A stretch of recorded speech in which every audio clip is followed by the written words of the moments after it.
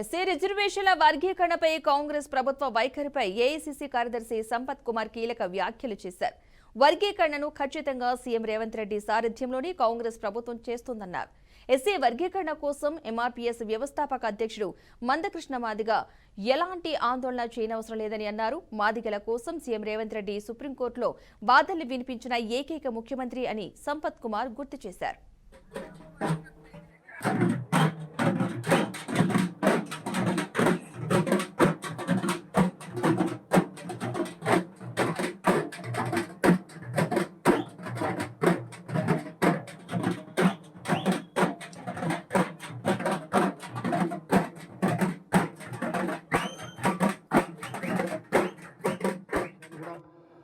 గుర్తు చేస్తూ, ఎందుకంటే తెలంగాణ రాష్ట్రంలో అత్యధిక జనాభా ఉన్నటువంటి మాదిగలు, single largest caste in Telangana is Madigas.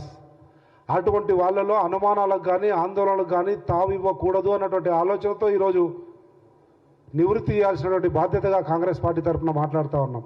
Mandakrishna Madiga గారి మనసులో కానీ యావత్ తెలంగాణ రాష్ట్రంలో ఉన్న లక్షల మంది మాదిగల గుండెల్లో కానీ ఉన్నటువంటి వర్గీకరణ అన్నది తూచా తప్పకుండా అమలు చేయడం అంటూ జరిగిందంటే అది కాంగ్రెస్ పార్టీ ఆధ్వర్యంలోనే, గౌరవ ముఖ్యమంత్రి ప్రభుత్వంలోనే జరుగుతుంది. ఏ రకమైనటువంటి ఆందోళన చెందాల్సినటువంటి అవసరం లేదు. తెలంగాణ రాష్ట్రంలో ఉన్న ప్రతి మాదిగా గుండె మీద చేసుకొని నిబ్బరంగా ఉండండి. ఇంతకుముందు నేను చెప్పినట్లు ఆ రోజు శాసనసభ్యుగా ఉన్నప్పుడే వర్గీకరణకు అనుగుణంగా శాసనసభలో గొంతెత్తిండు.